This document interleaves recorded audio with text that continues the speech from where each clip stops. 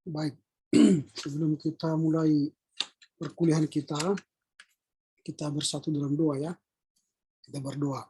Terima kasih Bapa, kami bertemu kembali dalam seminar sejarah gereja. Kiranya Tuhan membimbing, menyertai kami, sehingga apa yang kami bincangkan menambah wawasan kami tentang sejarah gereja kami. Terpuji dan Engkau Bapa demi Kristus Yesus. Amin. Baik, kita akan memasuki lanjutan dari perbincangan kita hari Senin yang lalu tentang sejarah gereja GKPI. Tentu ini akan bermanfaat nanti dalam rangka penulisan materi seminar kalian. Jadi untuk berikutnya kita akan mendengarkan dari laporan baca saudara Dian. Nanti setelah itu akan dilanjutkan oleh saudara Rocky. Karenanya kami beri kesempatan pertama kepada saudara Dian untuk membaca hasil dari bacaannya dari bab 3 bukunya Profesor Ian Aritonang. Boleh share screen-nya? Silakan, Dian. Pak, sedikit minta maaf Pak, karena di sini cuacanya hujan Pak di Barangbulan. Mungkin karena jaringan saya pun juga nggak bagus Pak. Dari tadi saya coba untuk cari jaringan, tapi karena situasinya hujan deras Pak. Oke. Saya cuma membaca aja ya Pak. Oke, silakan. Oke. Mungkin di sini saya akan membuat laporan bacaan saya. Itu mengenai bab 3, perkembangan KPI pada 2 dasawarsa berikutnya. Kita masuk ke bagian isi yang pertama itu berbagai perkembangan yang mengembirakan. Dalam masuki 2 dasawarsa tempatnya pada tahun 1974 sampai dengan 1994, di satu sisi yaitu lembaga GKPI yang dimana semakin mapan dan kemajuan. Namun di satu sisi lain ada kobaran semangat walaupun masih ada yang sudah mulai redap. Nah, di situ juga ada keberangkatan dari DS Dr. SM Hutagalung ke Strabuk yang ingin menjadi profesi riset di LWF. Nah, kemudian pada tahun 1977 sampai dengan 1982 ikut juga dalam mempengaruhi kinerja pusat GKPI yang dipertahankan oleh penggantian bersama para staf di kantor pusat dan dicobai untuk dipulihkan kembali setelah beliau kembali dari Prancis dan akan terpilih menjadi sekretaris jenderal untuk periode 1938 sampai dengan 1988. Baru sejak awal periode sudah muncul, maka ada muncul suatu gagasan untuk menegaskan bahwa identitas GKPI yang pertama pelayanan dalam itu adalah suatu keputusan sinode AM yang keempat tanggal 23 sampai dengan 27 September 1978. Contohnya itu misalnya berusaha untuk merumuskan kembali identitas para pelayan di KPI yang terkait motivasi pelayanan, sasaran dan tujuan pelayanan, serta bagaimana cara pelaksanaan tugas panggilan. Dan juga itu pada sinode yang ke-9, itu juga tahun 1988 di KPI diajak untuk memberi perhatian yang serius terhadap pembaruan dan peningkatan kualitas pelayanan. Yang pertama itu ada pertambahan kuantitatif. Dengan kemajuan kuantitatif itu, jumlah jemaat dan warganya masih terus bertambah dibandingkan dengan periode sebelumnya. Pada tahun sebelumnya itu, periode itu menurun. Tetapi di dalam pertambahan itu 2 kali lipat lah dalam waktu 20 tahun, sekitar 5% lah dalam per tahun itu bertambah. Dengan pertumbuhan kuantitatif di atas bahwa banyak jemaat dan resort yang berhasil meningkatkan sarana dan prasarana fisiknya, misalnya dalam rumah ibadah ataupun gedung gereja, dengan berbagai perlengkapan transportasi pelayanan. Maka di situ tidak sedikit jemaat ataupun resort yang dapat membangun rumah dinas yang sangat memadai untuk pendeta resort. Yang kedua, pelayanan kepada pendeta kepada tunanetra ataupun yapentra. Nah, dalam satu posisi dan satu prestasi juga yang patut dicatat itu adalah pembukaan serta penyelenggaraan yang patut dicatat itu adalah pembukaan serta penyelenggaraan Yayasan Pendidikan Tunanetra di Tanjung Merawa, itu pada tahun 1978. Dan yayasan ini tidak hanya juga menyediakan pelatihan kepada sejumlah tunanetra yang berasal dari berbagai penjuru Sumatera, melainkan juga pada pendidikan umum mulai dari TK sampai dengan perguruan tinggi. Yang ketiga, Sinode Am Kerja. Dan dalam produk GKPI yang pada awalnya dari 2 dasawarsa yang yaitu ditetapkannya Sinode Am Kerja di tengah-tengah 2 Sinode Am periode yang sejak Sinode Am yang kelima tahun 1978 yang ditetapkan dengan berlangsungnya sekali 5 tahun. Dalam tujuan Sinode Am ini adalah mengevaluasikan keputusan Sinode Am periode sebelumnya ataupun belum bisa yang sudah dilaksanakan atau belum yang dilaksanakan. Maka pada akhirnya dari periode itu, dari keputusan tersebut dapat disemaksimalkan mungkin akan dilaksanakan. Nah, pada tahun 1982 berlangsung Sinode Am Kerja ketika DSRMG Marbun STH menjabat sebagai sekjen di KPI dan SAK antara lainnya. Itu berhasil menetapkan hukum siasat gereja di KPI yang baru. HSG juga hukum siasat gereja juga sebenarnya memperlihatkan bagaimana pengaruh ajaran Calvin di GKPI. Walaupun GKPI itu anggota LWF, maka pada sejak masa pelayanan RMG di tanah Batak pada tahun 1861 sampai 1940, itulah diwarisi HKBP di dalam Ruhut Pamingsongan. Maka itu juga masalah dogmatis maupun etis sudah yang tidak dapat lagi dijawab oleh hukum siasat gereja GKPI itu pada tahun 1981. Sejak tahun 2008 GKPI maka muncullah tata penggembalaan sebagai pengganti hukum siasat gereja. Yang keempat, penabisan pelayanan perempuan.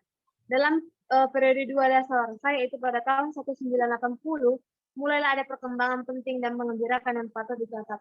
Nah, sejak periode GKPI menabiskan perempuan menjadi seorang pendeta maupun penatua pada usia yang ke-50, GKPI juga memiliki jumlah yang masih jauh di bawah jumlah pendeta dan penatua laki-laki yang dapat diasumsikan bahwa jumlah warga gereja GKPI itu seimbang dengan antara perempuan yang lebih besar termasuk dengan kehadiran kebaktian. Pada yang kelima, pendidikan atau persekolahan. Pada abad yang pertama sampai yang kedua, yang dimana pada awalnya berdiri GKPI, banyak sekali jemaat yang didirikan sekolah dari berbagai jenjang. Itu baik TK, SMP, SMA, SMEA, ataupun STM, yang banyak juga dapat bertahan hingga tahun 1980. Nah, pada tahun 1967 didirikanlah sekolah pimpinan jemaat, yang berubah menjadi sekolah guru jemaat. Nah, sejak pada tahun 1980 juga sekolah guru jemaat itu ditutup oleh GKPI karena GKPI berencana untuk menghapuskan jabatan guru jemaat yang penuh waktu.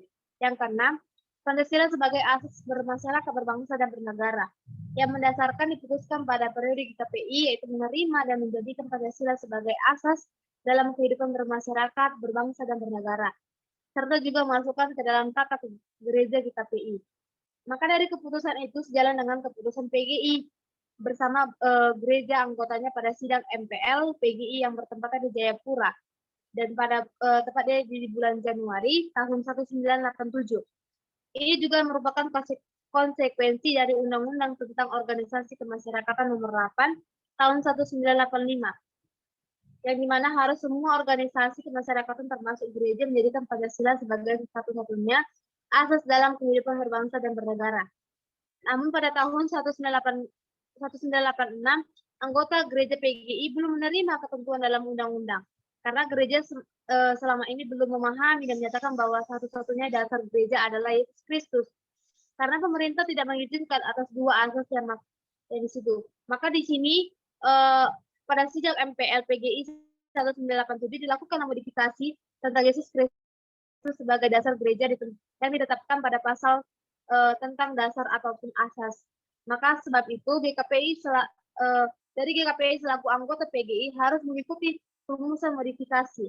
Badan ke-7, Badan Pengembangan Masyarakat.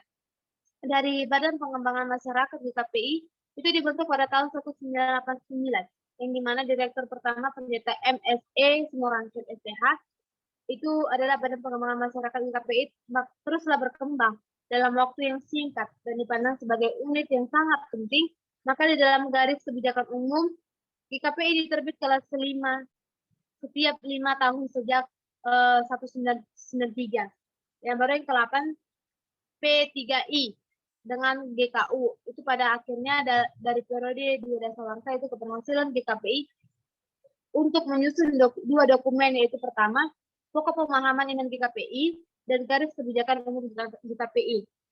Pada prinsipnya P3I GKPI itu berfungsi sebagai konvensi GKPI, di mana bahwa dokumen ini sangat penting yang sudah disadari sejak Sinode Am yang pertama, itu pada tahun 1966, kemudian dituangkan ke dalam tata gereja GKPI 1966 dengan rapat pendeta GKPI tanggal 26 sampai tanggal 29 Maret 1990. Maka di situ mengacau SK yang ke-12 itu pada tahun 1986 serta memiliki pendapat dan saran dari DS Dr. Ander Lundan Tobing yang telah ataupun diputuskannya. Yang pertama itu ada konvensi GKPI yang pada dasarnya sudah ada, yaitu termaktub pada tata gereja GKPI pasal 1 ayat 1 bahwa GKPI mengakui Yesus Kristus Tuhan Juru Selamat kepala gereja sesuai dengan firman yang terdapat dalam Alkitab Perjanjian Lama dengan Perjanjian Baru. Dari pengakuan inilah untuk menggerakkan dan menerangi seluruh gerakan hidup warga jemaat GKPI. Yang kedua, GKPI juga membutuhkan pegangan tentang pokok ajaran iman GKPI ataupun P3I GKPI yang berisi 15 pasal, yaitu pertama Alkitab, Tuhan Allah, penciptaan dan pemeliharaan manusia, keselamatan dan pembenaran manusia berdosa, gereja ataupun hakikat wujud, tugas panggilan gereja, sakramen dan pemberitaan firman, imamat am orang percaya dan jabatan gerejawi, ibadah, doa, persembahan, katekisasi, dan CD, keluarga Kristen, gereja dan kebudayaan, gereja dan negara, zaman akhir dan akhir zaman. Maka itu P3I GKPI itu diberikanlah perhatian dalam katekisasi jemaat, termasuk dalam buku katekisasi CD di GKPI maupun buku tata penggembalaan GKPI. Baru yang B, beberapa pergumulan dari kemelut GKPI. Dari perkembangan dan kemajuan dicatat timbullah berbagai masalah di gejolak tengah GKPI. Yang paling terutama itu kedua periode ini. Salah satunya penyebabnya adalah masalah gejolak yaitu tindakan pelayanan GKPI, baik itu pendeta, guru jemaat, penatua. Itu pada keputusannya itu dibuat ataupun sanksi yang dikenakan pada pimpinan pusat GKPI atas tindakannya. Yang pertama itu ada pergumulan dan kemelut di aras jemaat. Sejak tahun 1970 itu jemaat terjadi gejolak dan perpecahan akibat sejumlah warga gereja jemaat memisahkan diri dan membentuk jemaat baru, yaitu GKPI. Itu pada bulan Oktober 1978. Namun pada tahun 1983 muncullah konflik akibat di antara sejumlah warga dengan penatua dengan guru jemaat. Itu penatua I Harahap itu juga pada tanggal 8 September 1983, penatua I Harahap itu mengakhiri tugas sebagai guru jemaat, yang dimana sebagai guru jemaat itu dan pemimpin sejak berdiri Januari 1965. Dan pemimpinan pusat GKPI dengan menetap dan rencana semula yang menerbitkan SK tanggal 7 Mei 1984 tentang bagaimana penempatan guru jemaat MF Stanggam dan menjadi guru jemaat multimer di GKPI mulai 1 Juni 1984. Maka dari keputusan kepimpinan pusat GKPI tidak dapat direalisasi ataupun berlanjut hingga bulan dan tahun selanjutnya. Dari kelompok yang mendukung penatua I Harahap oleh pimpinan pusat GKPI dinyatakan tidak sah. Itulah permasalahan yang berkepanjangan dari tahun 1993,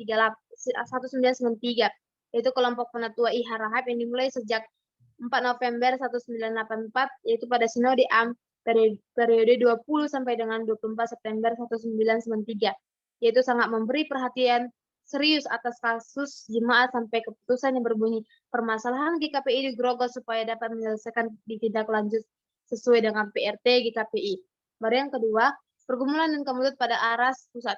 dapat dikemukakan bahwa beberapa masalah di situ ada beberapa yang dapat ditimbulkan di seluruh GKPI. Itu pada Sinode AM, periode yang kelima. Itu GKPI September 1998. 1988 yang dengan figur utama GKPI Dwi Tunggal, itu yaitu dari DS Dr. Ander Lumban Tobing dengan DS Dr. Suta M. Hutagalung yang telah mengakhiri masa baktinya. Dan pada SAP itu adalah pada Sinode AM itu periode itu 1988 itu menjadi terpilihlah bisop dari DSRMG Marbun STH dengan sekjen DSO Sihaan STH itu setelah bisop dan sekjen yang periode 1988 sampai 1993. Maka itu sudah terjadi permasalahan yang sangat berkepanjangan yang berfokus pada diri sendiri pendeta DS Basa Tua Persaluna Siregar MTH yang pada waktu itu menjabat menjadi pendeta GKPI, menjadi DSRMG Marbun STH yang menjabat ketua BPR GKPI dan ketua Komisi 1 Majelis Pusat GKPI. Dan pada periode 1988 sampai dengan 1993 itulah dipakai sebagai disepakati MOU ataupun antara GKPI dengan satu perusahaan untuk mengelola lahan GKPI itu terdapat di daerah Nabara. Maka setelah perusahaan tersebut mulailah mengerjakan lahan sebesar 50 ha. Dan periode Sinode AM periode pada tahun 1993 DSRMG Marbun STH, maka terpilihlah kembali menjadi bisop dan juga sekjennya itu DSMSE Semorangkir STH. Maka setelah masuk awal periode 1993 sampai dengan 1998, bisop dengan sekjen, staf kantor pusat dan majelis pusat dapat bekerja sama dengan baik. Dalam memasuki tahun berikutnya, kedua perbedaan dan ketegangan mulai terlibat dan memulai terkesan untuk bekerja sendiri, maka itu setiap sidang majelis pusat pada periode ini sangat memiliki banyak waktu untuk dihabiskan membicarakan bagaimana untuk berbagi penyimpanan yang sudah terjadi. Maka itu muncullah konflik yang semakin meruncing itu pada tahun 1995 dan pada tahun 1996. Mungkin itu yang bisa saya bacakan dari laporan bacaan saya. Baik, terima kasih kepada Dian yang menyampaikan laporan bacaannya dari bab 3 buku Jubileo 20 tahun GKPI. Dan tentu dari bacaan itu kita akan melihat bagaimana perkembangan GKPI dua dasawarsa kedua ya. Dua dasawarsa punya 1974 ke 1994. Nah, ada kira-kira tanggapan dari Rocky atau masukan?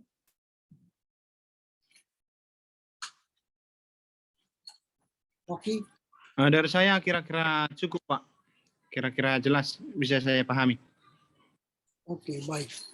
Jadi kalau kita lihat memang dua dasawarsa ini tahun 1974 sampai 1994 ini ada banyak perkembangan yang terjadi di GKPI secara kuantitas masih bertambah, artinya bertumbuh, walau tidak sepesat pada dasawarsa pertama, 10 tahun pertama, 1964-1978. Tetapi di dasawarsa kedua, 1974-1994, yang terjadi adalah banyak penataan organisasi.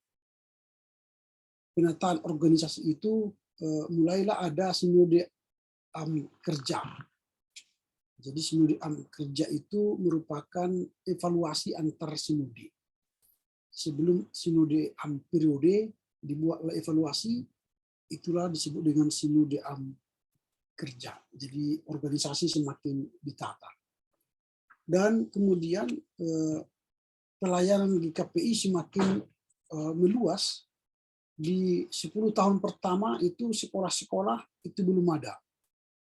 Tetapi setelah 2 dasawarsa berikutnya, 20 tahun berikutnya, mulailah GKPI menggalakkan pendidikan persekolahan umum dan pendidikan khusus bagi tunanetra.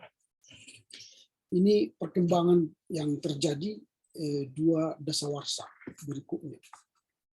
Lalu kemudian pada masa ini, pada masa 20 tahun itu ya, GKPI sudah berhasil menetapkan P3I, yaitu pokok-pokok pemahaman imam GKPI.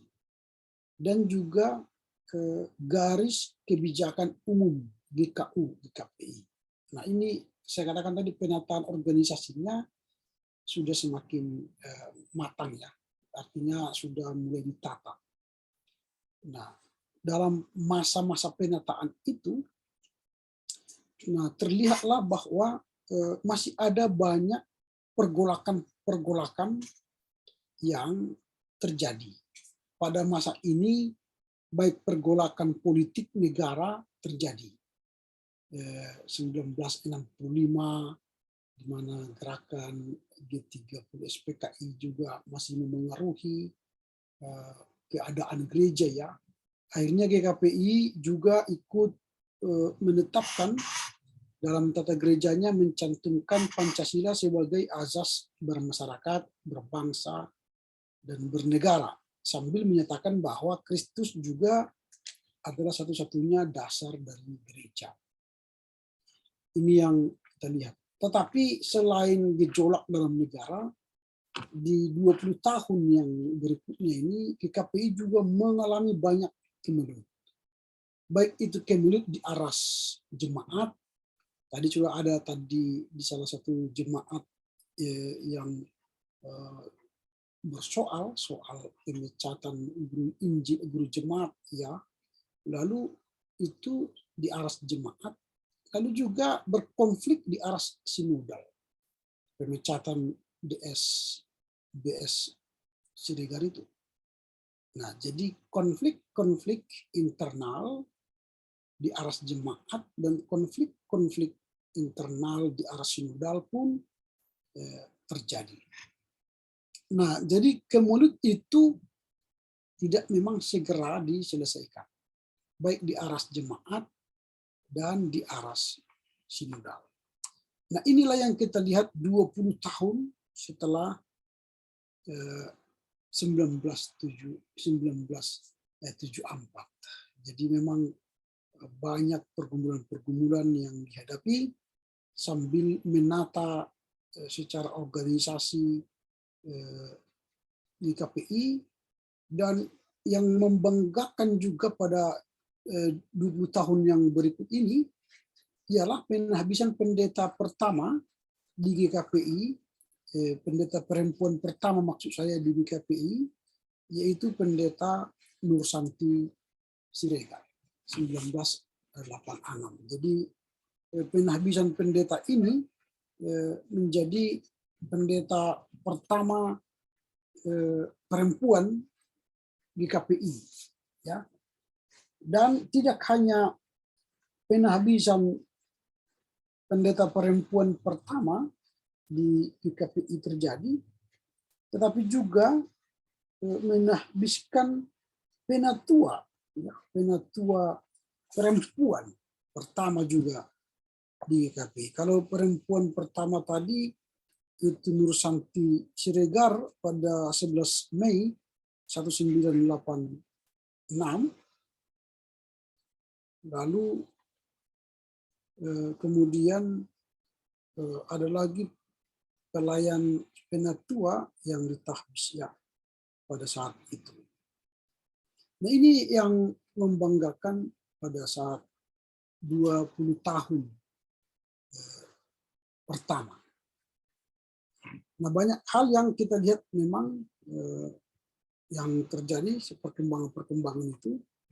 Nah selain tadi dalam gejolak yang terjadi di internal, baik di aras lokal atau aras jemaat itu di GKPI Sidurame ya, di GKPI Sidurame, dan jemaat GKPI Grogol juga terjadi di GKPI banyak itu, baik di aras-aras jemaat, lalu di aras pusat tadi sudah kita lihat banyak sekali kemelut, dan itu akhirnya membuat dinamika di KPI, baik pergantian bishop pimpinan, karena pada masa itu juga Bishop Dr. Ander Lumban Tobing dan Sekjen Dr. Sultan Tegalung mengakhiri masa jabatannya setelah 5 periode sebagai pimpinan pusat di KPI.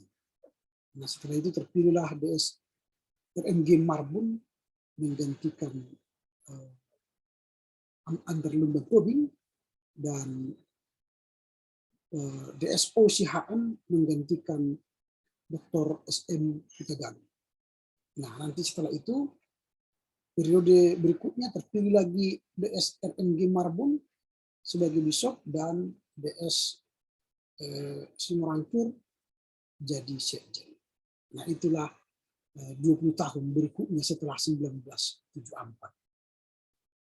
Nah, apa yang mau kita lihat dari sini bahwa gereja terus mengalami dinamika, ya.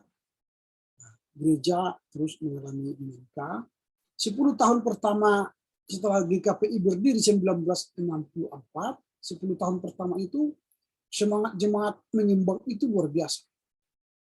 Di situ disebut kemarin ialah tidak ada minggu tanpa peresmian jemaat. Tidak ada minggu yang lewat tanpa peresmian jemaat. Jadi setiap minggu ada jemaat baru, setiap minggu ada jemaat baru. Itu 10 tahun pertama, di 1964 sampai 1974. Tetapi 1974 sampai 1994, nah tadi pertambahan itu masih ada, tapi tidak sehebat 1964 ke 74. Artinya bukan tiap minggu lagi jemaat baru, mungkin sekali sebulan jemaat baru, atau mungkin sekali 3 bulan jemaat baru. Artinya pertambahan itu sudah mulai menurun. Nah, karena apa? Mungkin sudah mulai kita fokus di KPI waktu itu fokus membenahi diri, membenahi organisasi, membenahi ajaran pokok-pokok iman di KPI, membenahi garis-garis kebijakan umum, menata organisasi.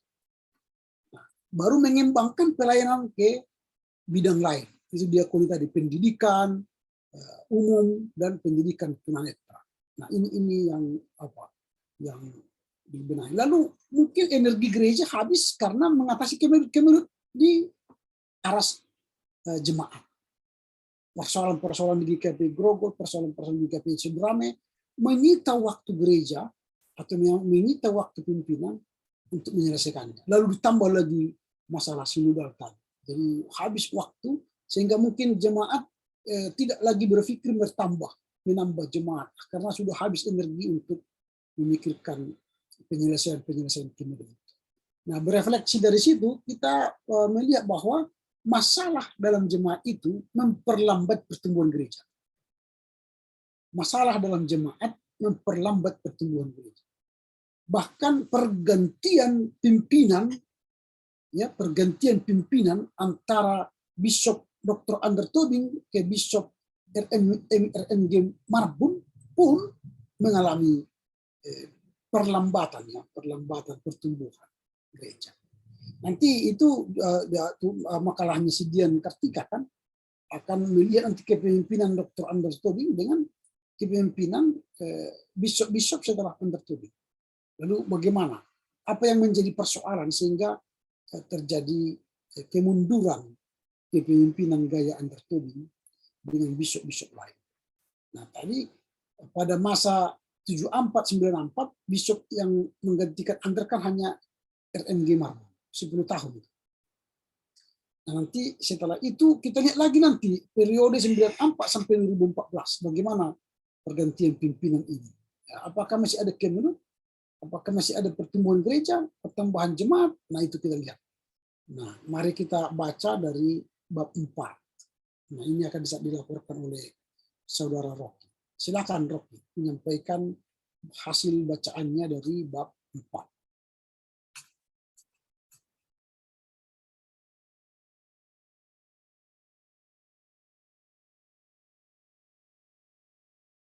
Silakan, Rocky. Pak, sebentar Pak, biar saya share screen.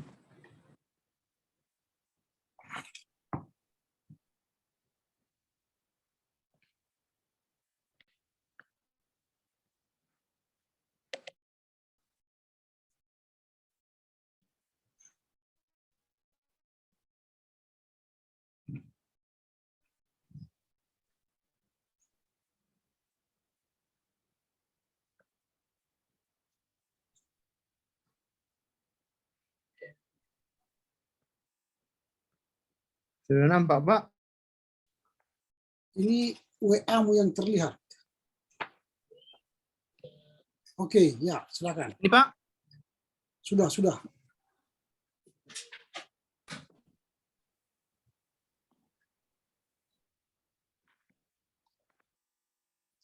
Ya, saya akan membaca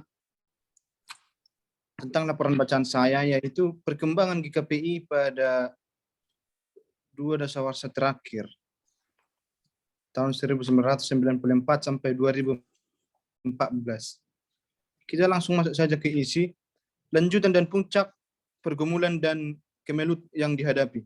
Dalam bab yang keempat ini, yang dibahas adalah mengenai bagaimana lanjutan dan puncak pergumulan dan juga kemelut yang dihadapi oleh GKPI dalam perkembangannya pada tahun 1994 sampai 2014. Walaupun GKPI telah menyusun dan menetapkan berbagai dokumen-dokumen seperti P3I GKPI dan GKU GKPI, namun pergumulan ataupun kemelut selalu datang menghampiri organisasi GKPI.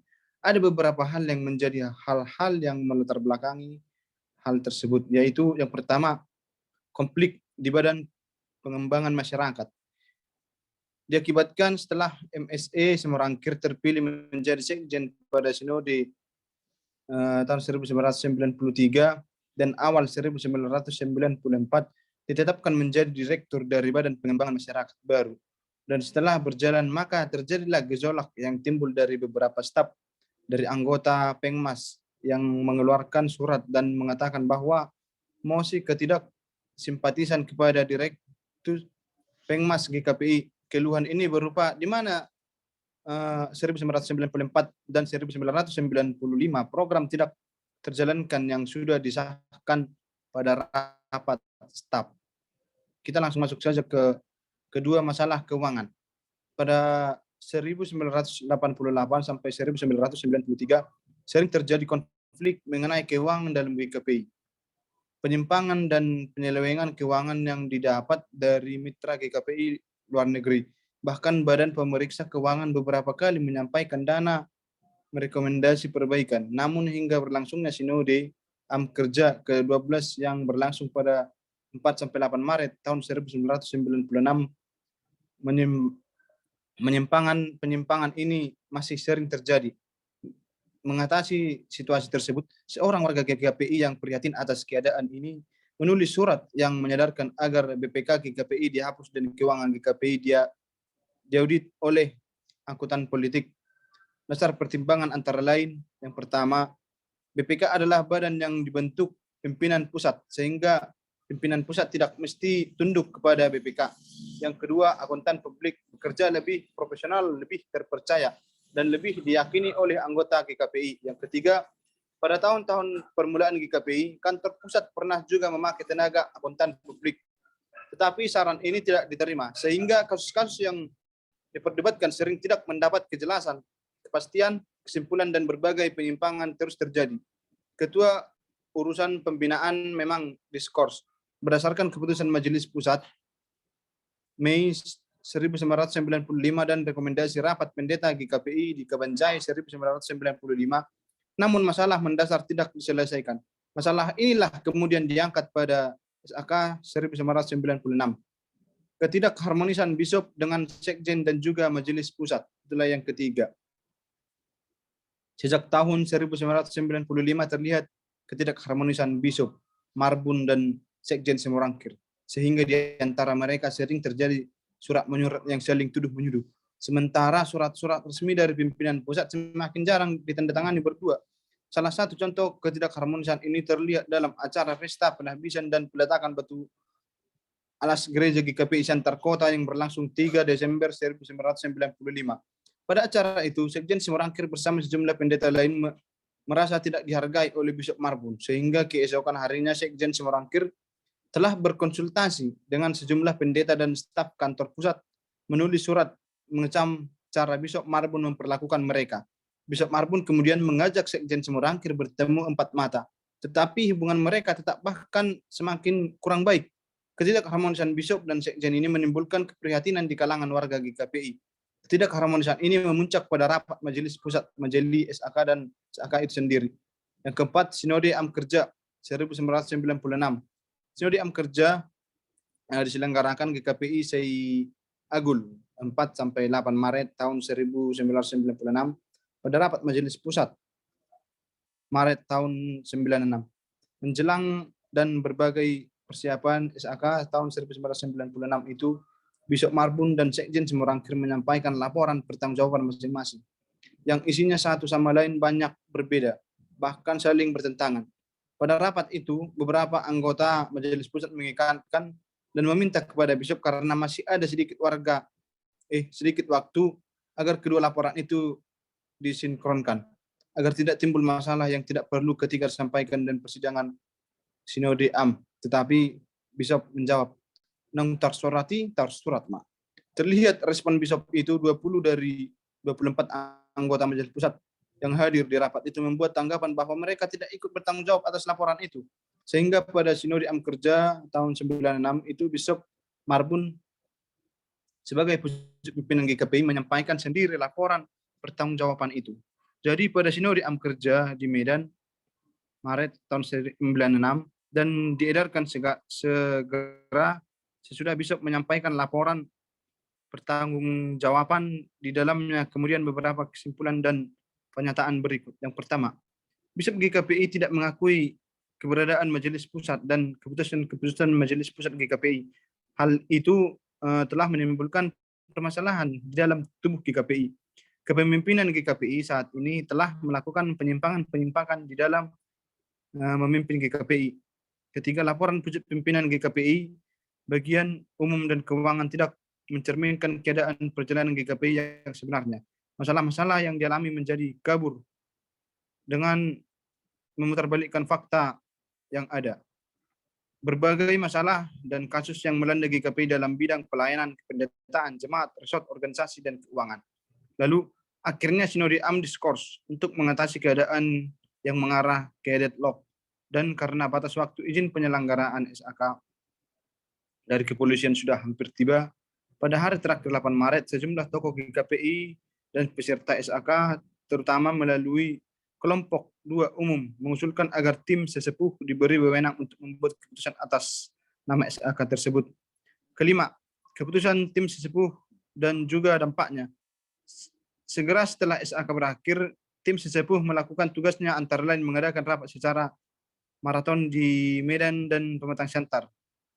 Salah satu keputusan tim ini dituangkan dalam surat tanggal 29 Maret tahun 1996 yang meminta kepada Bishop Marbun untuk membatasi diri pada tugas-tugas yang bersifat rutin saja. Bishop Marbun tidak berterima atas surat tersebut karena merasa wewenangnya sebagai bishop dikurangi, sehingga beliau membalasnya melalui surat tanggal 9 April tahun 96 menyatakan bahwa isi dan maksud surat tim tersebut jelas tidak sesuai dengan jiwa, tujuan dan keputusan Sinode Am Kerja GKPI 96 di GKPI Sei Agul Medan. Setelah serangkaian rapat pada tanggal 8 Maret tahun 96, tim sesepuh mengambil keputusan final sebagai berikut.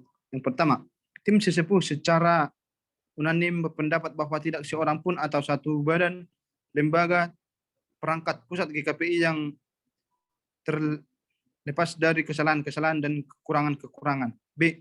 Semua lembaga maupun personalia mengangkat pusat GKPI perlu mengadakan introspeksi secara jujur dan perlu menjalankan pertobatan yang sungguh-sungguh di hadapan Tuhan dan warga gereja demi kebaikan bersama GKPI secara menyeluruh.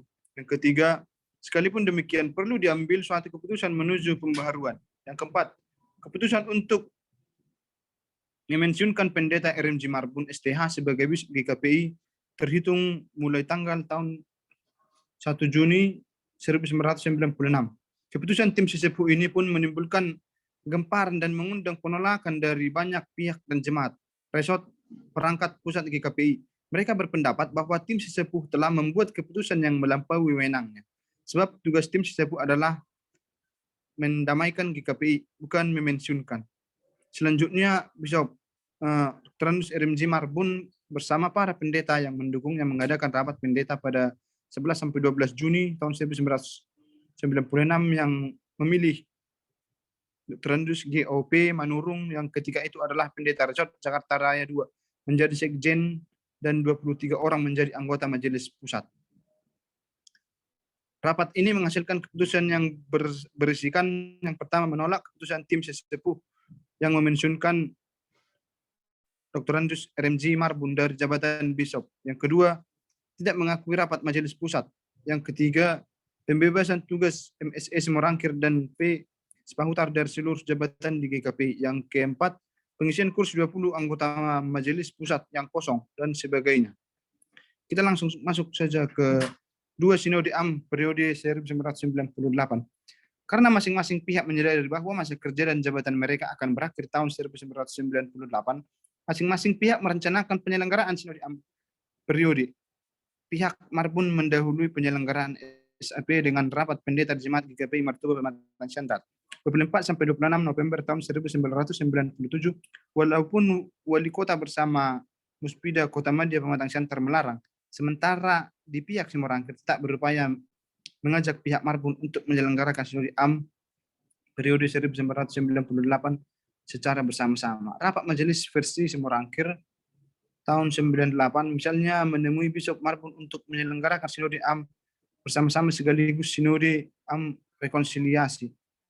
Sesuai dengan kerinduan semua warga GKPI untuk kesatuan dan persatuan GKPI. Para pendukung RMJ Marbun menyelenggarakan SAP di kisaran 21-25 September 1998. Pada SAP di kisaran, Bishop RMJ Marbun menyampaikan 38 halaman laporan umum pucuk pimpinan GKPI. Sekjen Manurung tidak ikut menyusun dan menyampaikan yang menemukan masalah-masalah yang terjadi di GKPI selama periode 93 sampai 98. Kita masuk ke upaya menuju rekonsiliasi. Kemelut dan perpecahan berlangsung sehingga awal tahun 1999 bergejolak politik di Indonesia tahun 1997 sampai 1998 yang melahirkan era dan orde reformasi agaknya mengilhami GKPI untuk melakukan rekonsiliasi. Rekonsiliasi di HKBP yang sudah lebih dahulu berkonflik memberi dorongan kepada GKPI untuk melakukan hal yang sama. Peserta SAP yang berlangsung di kisaran membentuk tim keutuhan penyelesaian damai melalui SK Bishop Terandus Panjaitan dan Sekjen DS OH Simanungkalit tanggal 19 Desember tahun 1998.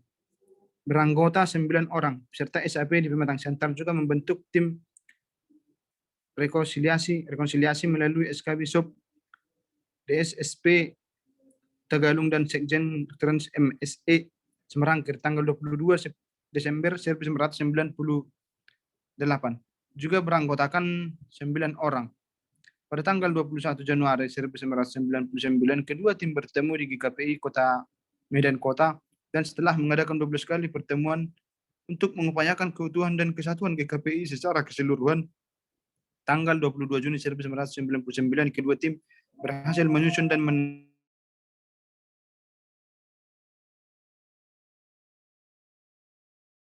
menandatangani kesepakatan bersama dua pasang pimpinan pusat dari kedua belah orang pengurus Sekber UM dan Ketua Umum PGIW Sumut. Dalam kesepakatan bersama itu ditetapkanlah susunan pimpinan pusat GKPI dan perangkat-perangkatnya yang bersifat sementara sampai diadakannya Sinode AM Istimewa tahun 2000. Disepakati oleh Dr. Andus JW Panjaitan dari pihak Dr. Andus RMJ Marbun.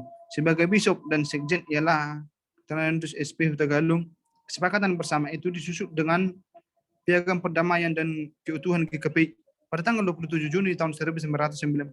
Dengan demikian disepakati bahwa kedua kubu mengakhiri keberadaan masing-masing dan untuk menuntaskan rekonsiliasi atas perpecahan yang berlangsung sekitar 4 tahun itu, Pada tanggal 28 Juni sampai dengan 1 Juli tahun 2000 diadakan Sinode AM Istimewa sekaligus Sinode AM Periode.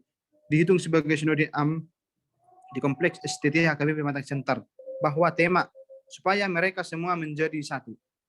Yohanes 17 ayat 21. SAP ini memilih pimpinan pusat yang baru beserta perangkatnya dan menetapkan GKU GKPI periode 2000 sampai 2005. Rekonsiliasi 2000 sampai 2014. Sinode AM Istimewa tahun 2000 dan perkembangan hingga 2005. Untuk menuntaskan rekonsiliasi atas terjadinya perpecahan dan konflik yang ada di GKPI, maka diadakan Sinode AM Istimewa yang diadakan pada 28 Juni sampai 1 Juli tahun 2000 yang membawakan tema supaya mereka semua menjadi satu dan menetapkan GKU GKPI periode 2000 sampai 2005. Persidangan yang berlangsung ini hendak merevisi PRT GKPI pada sinode ini. Yang terpilih adalah GOP Manurung sebagai bisop. Perkembangan pada periode 2005 sampai 2010, terpilihnya MSE Semerangkir sebagai bisop dan M. Simamora sebagai sekjen pada 2005 menandakan bahwa masalah dalam GKPI sudah mulai terpulihkan. Namun masih ada pekerjaan berat yang harus ditanggung dan ditangani oleh pengurus baru, yaitu mengenai penyesalan sejumlah uang tunggakan. Yang cukup pada periode ini adalah adanya mengubah dan mengenai masalah sebutan jabatan dari Dominus dan Domina diubah menjadi pendeta, dan hal ini sudah ditetapkan dalam rapat pendeta 2006. Sejalan dengan perkembangan yang ada, maka sejak 2007 GKPI sudah menjalankan pembinaan bagi warga gereja dewasa. Yang tak kurang pentingnya dilakukan dalam periode ini adalah menetapkan program dan tahun khusus untuk setiap kategori. Yang terakhir, perkembangan dari tahun 2010 hingga 2014. Keterpilihan pendeta Patut Sipahutar sebagai bisop dan pendeta Ulon Pasaribu sebagai sekjen. Salah satu hal besar yang dilakukan dalam keperiodaan ini adalah pemberlakuan SSK bagi pelayan-pelayan GKPI yang diangkat oleh Majelis Pusat. Tujuan dari hal ini adalah meningkatkan penyembahan dan persembahan. Pada tahun berikutnya 2011 diadakan tahun diakonia dan tahun berikutnya 2012 sebagai tahun kebenaran Injil. Dan yang tidak kalah pentingnya adalah GKPI semakin memberi kajian atas wawasan atau pemahaman tentang misi dan kebenaran Injil secara mendasar dan komprehensif. Dan tahun 2013 disebut sebagai tahun pendidikan dan pembinaan bagi seluruh pelayan dan warga gereja. Tahun ini membentuk sebuah institut yang yaitu Institut Andar Sutan, YAIS, sebagai pembinaan pelayan sekaligus badan penelitian dan pengembangan GKPI. Tahun 2013 ini juga GKPI semakin berfokus pada persiapan penyelenggaraan kerja 2013. Memasuki 2014, GKPI mendapat banyak hal yang sedang dilakukan pada ars jemaat, resort, wilayah, hingga sinode berbagai pembinaan, seminar yang dilakukan. Semua ini merupakan ucapan syukur GKPI atas pemeliharaan Tuhan. Demikian laporan bacaan yang bisa saya bacakan. Terima kasih.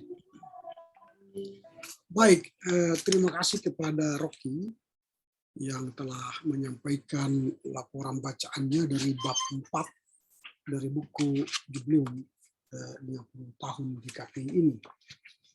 Nah, dengan pembacaan ini kita akan melihat fase lanjutan dari sejarah GKPI.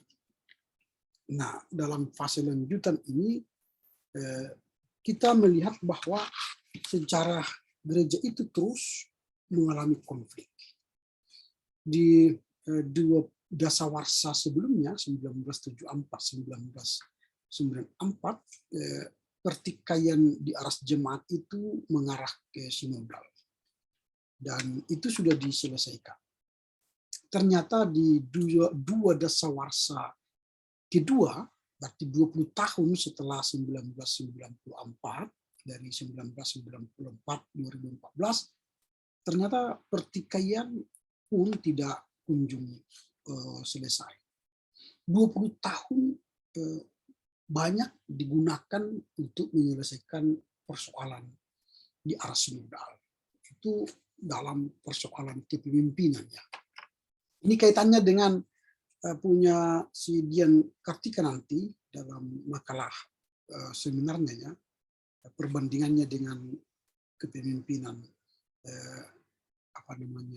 Dr. Antar Tobing, karena di masa-masa ini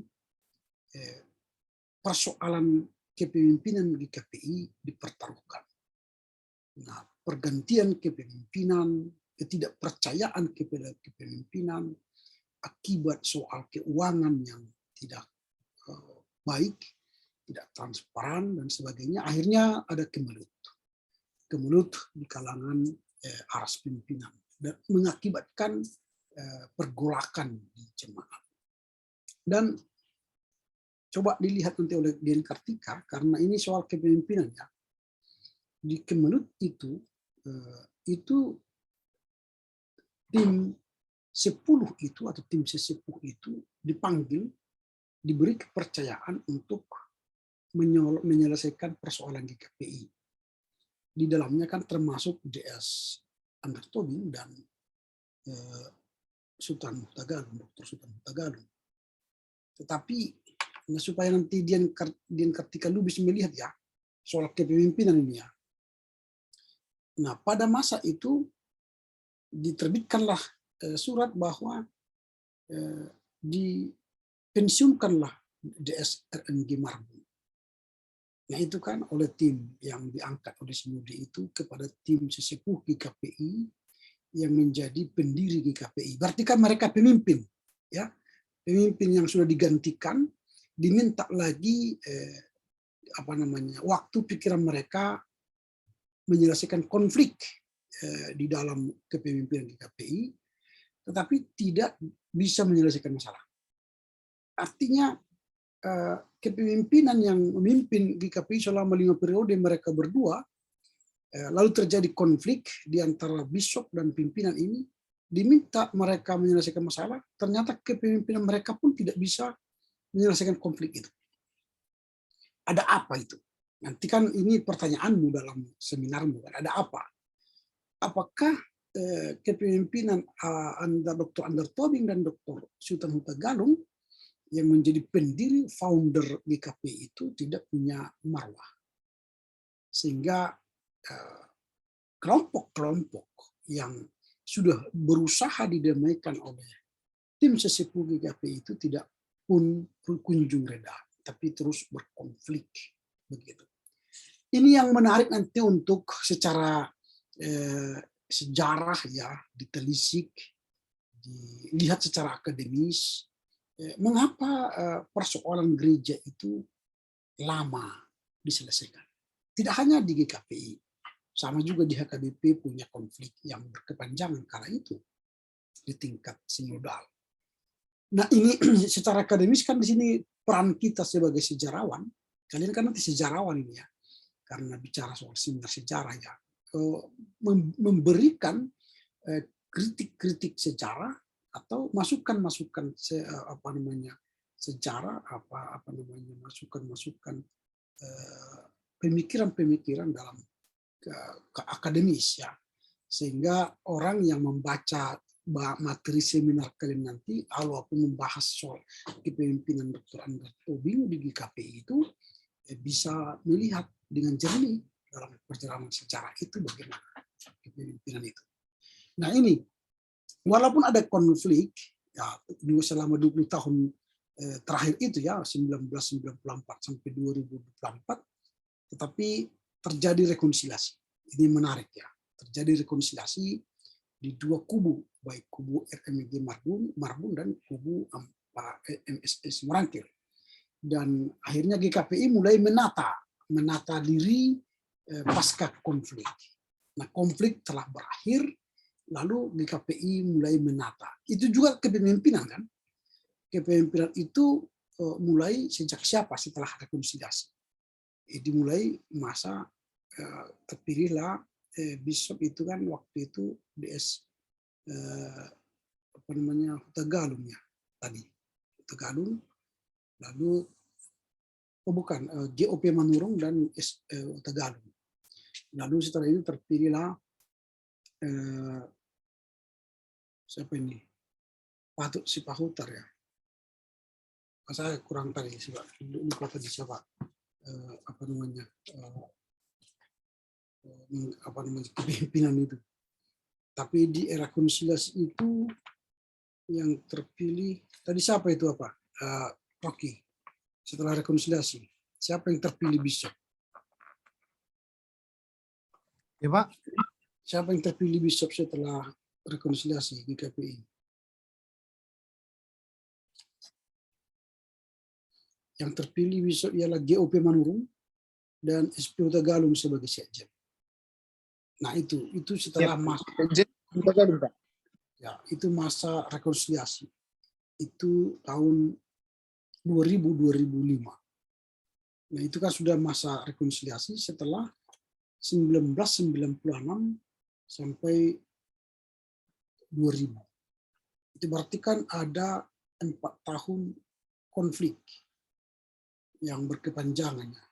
Nah kemudian setelah GOP menurun, lalu terjadi lagi sinode pemilihan periode, terpilihlah MSS Simorangkir ya menjadi bishop dan DSM Simamura sebagai sekjen. Lalu setelah itu nanti terpilihlah Patip Sepahuter bishop, Uluan Pasaribu sekjen, lalu Uluan Pasaribu bishop, baru terpilihlah Rosiminta Huta Barat sekjen, lalu sekarang Abdul Tauruk bishop, Hutal Lumbat Tubing, Kumara Lumbat Tubing sebagai sekjen. Nah, yang kita lihat di situ ialah ternyata di masa-masa konflik itu yang dirugikan siapa? Yang dirugikan tentu ialah jemaat. Dan itu menghabiskan energi. Pastilah tidak ada perkembangan pertumbuhan lagi di sana, pertumbuhan gereja ya. Pasti bertumbuh pun itu karena konflik. Tambah gereja baru bukan karena tambah dalam rangka hasil penginjilan, tapi itu tambah karena konflik, gitu ya. Lalu pada masa rekonsiliasi, tugas pimpinan baru tentu ialah rekonsiliasi, konsolidasi lagi. Nah, memang setiap konflik pasti ada sesuatu yang baru, gitu ya. Apa yang baru dalam konflik itu? Setelah 2 dasawarsa terakhir itu, yang baru yang kita lihat di GKPI ialah penggantian istilah DS, DA, domine dan domina, jadi pendeta, gitu ya. Jadi itu diganti, DS dan DA itu diganti. Kemudian pemberlakuan sistem sentralisasi keuangan (SSK). Ini kan juga terjadi di masa 2 dasawarsa terakhir itu. Artinya itu pembinaan-pembinaan. Yang ketiga terjadilah tahun-tahun pembinaan di GKPI. Jadi tahun ini ada tahun diakonia, ada tahun pemberdayaan.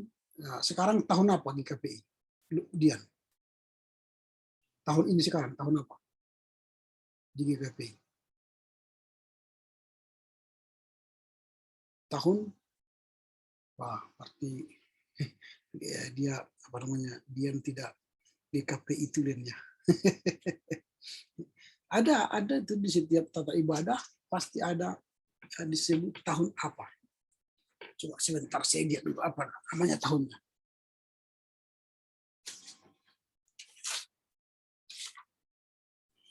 Di sininya kan ada. Kalau Dian orang GKPI kan Dian kan? Iya Pak. Isi GKPI kan? Nah ini disebut dengan Pak. Tahun pastoral, ya tahun pastoral. Di tahun 2022 ini adalah tahun pastoral GKPI. Nah ini tidak ada pada 2 dasawarsa 1974 sampai 1994 tidak ada itu.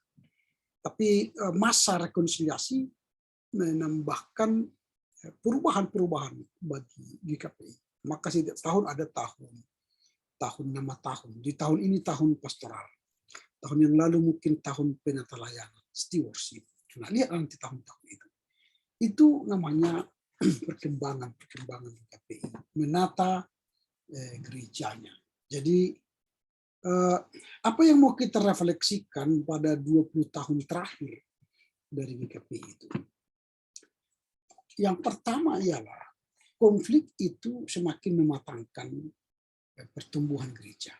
Ya, konflik itu semakin mematangkan pertumbuhan gereja. Jadi gereja belajar dari kesalahan-kesalahan yang membuat konflik di gereja. Soal keuangan, ya akhirnya dipelajari bagaimana caranya, keluarlah solusi SSK, sistem sentralisasi keuangan, sehingga tidak ada lagi konflik, baik di jemaat, baik di resort, baik di wilayah, sampai ke pusat. Itu sudah sistem yang membuat keuangan itu transparan. Lalu adalah pembinaan, tahun-tahun pembinaan. Jadi adalah perubahan-perubahan. Tadi saya katakan domina itu diganti menjadi pendeta. Nah, ini kan perubahan-perubahan dalam rangka menata gereja supaya semakin baik. Nah, pendeta-pendeta GKPI sekarang sudah semakin bagus. Jemaat-jemaat GKPI sekarang semakin bagus. Dan GKPI sudah dilihat orang bagus gitu. Nah, ini yang kita lihat. Artinya nanti dalam makalah seminarmu kamu akan tunjukkan itu, bahwa di dalam kepemimpinan GKPI itu baik bisop-bisop yang terdahulu yang sudah melakukan tugasnya sebagai bisop dan bisop-bisop sekarang itu pastilah mengalami perkembangan dalam menata gereja. Nah, ini nanti sudah banyak materimu dalam rangka menyusun kepemimpinan Dr. Andar Lubantowi dari awal, karena kamu sudah melihat per periode perdasawarsa kepemimpinan GKPI itu. Di masa tahun 1964 sampai 74 bagaimana kepemimpinan GKPI, 1974 sampai 94 bagaimana kepemimpinan GKPI, 1994 sampai 2014 bagaimana kepemimpinan GKPI. Nah, itu sudah mulai terbayang dalam dirimu sekarang apa yang menjadi topik pembahasanmu dalam seminar nanti. Nah, kalau bab 5 itu kan sudah menjadi refleksi sebenarnya beberapa hal mendasar sepanjang 50 tahun usia GKPI. Dalam bahasan itu sebenarnya uraian Profesor Dr. Jack Aritonang hanya melihat bagaimana GKPI selama 50 tahun. Ada 16 poin yang dia urai di sana, mulai dari akulah gembala yang baik, imamat orang percaya, peribadahan termasuk tata ibadah, nyanyian dan musik, budaya, termasuk bahasa, perkabaran Injil, diakonia, pembinaan warga dan pelayan, sekolah minggu dan remaja, pemuda-pemudi, kaum perempuan, sistem pemerintahan, organisasi peraturan gereja, keuangan dan aset, pengadaan literatur dan transportasi, hubungan ekumenis, hubungan dengan pemerintah, dan umat beragama lain. Itu refleksi. Artinya dari perjalanan sejarah GKPI mulai berdirinya sampai pada 50 tahun GKPI itu ada 16 refleksi yang dibuka atau dimuat dalam buku ini. Dan sebagai penutup dalam buku ini ialah ada kekuatan, kelemahan, tantangan, dan peluang bagi GKPI. Artinya ini menjadi sebuah catatan bagaimana GKPI melihat kelemahannya, GKPI melihat kekuatannya, lalu apa peluang dari kekuatan, apa peluang dari kelemahan, lalu bagaimana rencana strategisnya.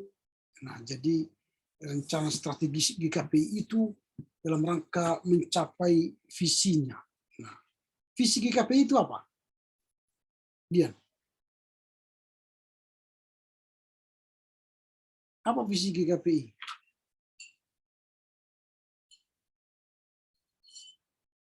Wah, jadi warga jemaat GKPI dan mahasiswa GKPI masa tidak tahu juga visi gerejanya. Melayani bukan untuk melayani, Pak. GKPI. Iya Pak, melayani bukan untuk dilayani. Dilayani bukan untuk dilayani. Melayani, Pak. Benar itu. Mana yang benar? Apa misi, apa visi dan misi? Oh, yang sekarang Pak udah ganti menjadi persekutuan penyembahan dan persembahan. Nah itu. Jadi masa kalian sebagai warga jemaat itu harus tahu. Apalagi kalian mahasiswa teologi. Masa Pas tidak itu, tahu? Pak. Aku kan HKI Pak. Nah, itu. Dia do GKPI. Harus tahu dong. Karena kita studi ini, kau Dian studi sekarang ini juga untuk memenuhi visi GKPI. Nah, bagaimana kamu menjadi seorang mahasiswa yang sedang mempersiapkan diri melayani GKPI untuk mencapai visi GKPI menjadi persekutuan penyembahan persembahan. Jadi di setiap penyembahan harus ada persembahan. Jadi itu. Jadi kalau kamu datang menyembah Tuhan tapi tidak ada persembahan, menurut GKPI itu salah. Nah, bagaimana cara mewujudkan menjadi persekutuan penyembahan dan persembahan? Maka dimulailah di beberapa tahapan itu. Mulai dari tahapan konsolidasi itu dimulai tahun 2000 sampai 2014. Itu tahapan konsolidasi. Lalu bagaimana setelah tahapan konsolidasi itu baru masuklah tahapan perkuatan 2021-2025. Lalu tahapan yang ketiga ialah menjangkau yang belum terjangkau 2026 sampai 2030. Ini tahapan yang dibuat di KPI. Jadi itu harus dicapai. Jadi menjadi persekutuan penyembahan dan persembahan itu tercapai 2030. Nah, bagaimana caranya? Itulah disebut dengan rencana strategis. Nah, setiap tahapan itu punya tahun-tahun, tadi saya katakan tahun-tahun. Nah, tahun 2022 tadi adalah pelayanan pastoral atau penggembalaan. Nanti tahun 2003 itu memelihara dan mempedulikan jemaat-jemaat. Tahun 2024 itu merencanakan gereja yang ceria dan ramah. Tahun 2025 merencanakan pertumbuhan. Lalu tahapan menjangkau yang belum terjangkau 2026 menyebarluaskan Injil. Doa untuk penginjilan 2008 menjangkau keluar, 2009 penginjilan dan misi, 2030 baru tercapai tadi visi kita. Jadi organisasi baru penginjilan dan pelayanan diakonia. Nah, ini yang harus kamu lihat nanti. Bagaimana seminar sejarahmu dalam rangka melihat kepemimpinan Dr. Andar Lubang Tobing dengan kepemimpinan Paskah Andar Tobing dalam rangka juga mencapai visi misi GKPI menjadi persekutuan penyembahan persembahan tadi. Nah, jadi harus sampai ke sana. Sehingga seminarmu itu nanti benar-benar menjadi sebuah makalah akademis yang menawarkan sebuah tawaran baru bagi pergumulan gereja.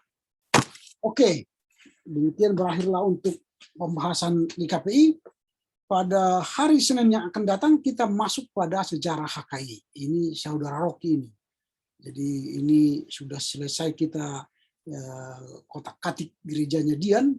Nah, minggu depan ya kita kotak-katik juga gereja HKI supaya Rocky tidak merasa hebat dia kali ini kan di kotak-katiknya di sejarah gereja GKPI kan. Nah, minggu depan si Dian yang akan mengkotak-katik sejarah HKI kan. Oke ya. Jadi kalau begitu saya akan bagi tugas ini di masa persiapan sending Genet Sub itu ya, poin 1.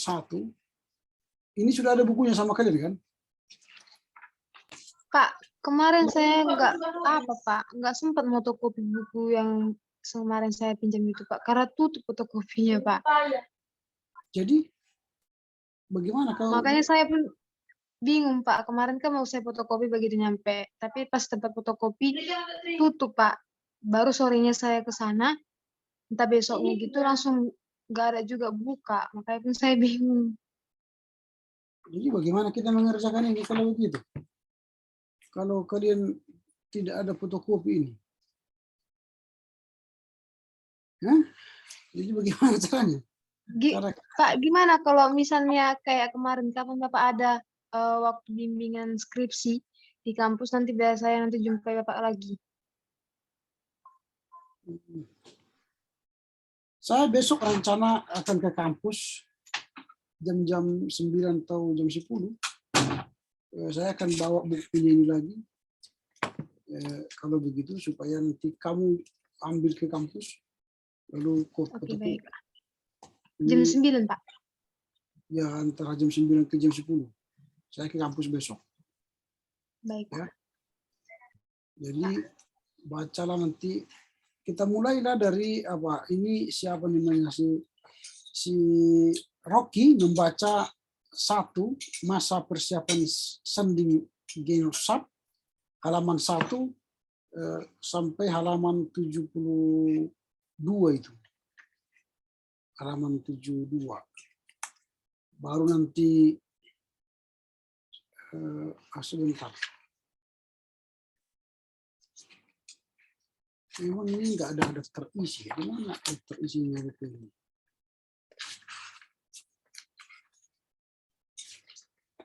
Saya lihat dulu ya. Nggak ada daftar isinya.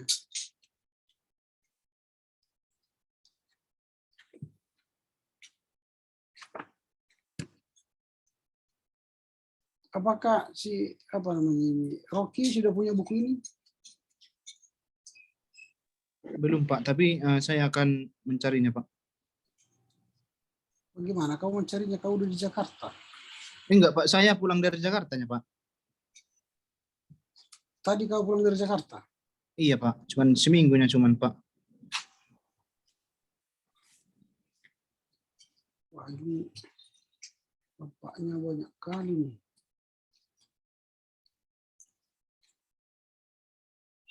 Mana ini? Gimana cara membaca buku ini?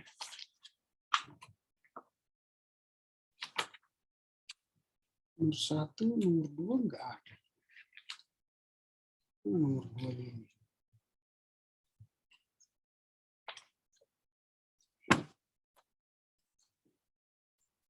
Bentar ya, saya lihat dulu. Kalau begitu besok aja kalian dua datang ke kampus fotokopi ini. Oh ini. 1, 2, 1, 2. Terus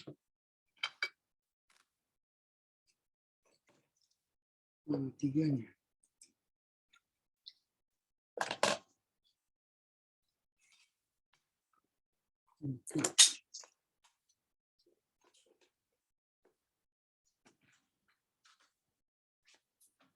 Nah, berarti si Rocky membaca dari poin 1, 2, 3,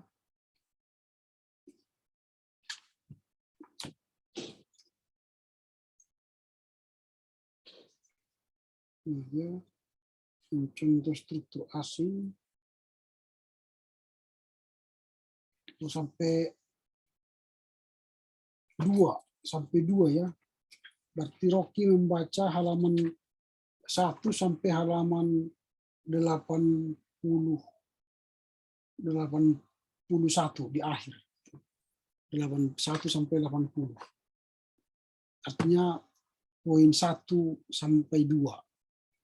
Nah, poin 1 itu kan masa persiapan sending genosab, itu sampai nanti nomor 2 ada masa apa tadi?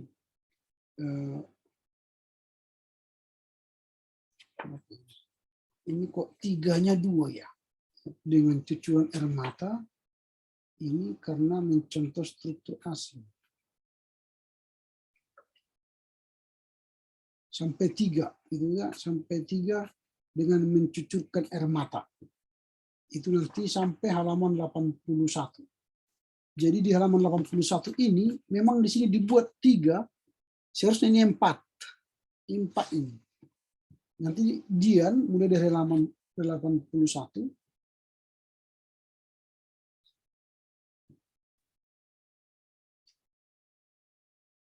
baru ini 4.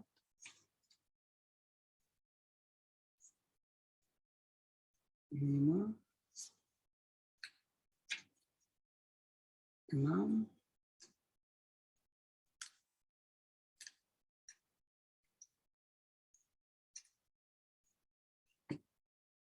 7.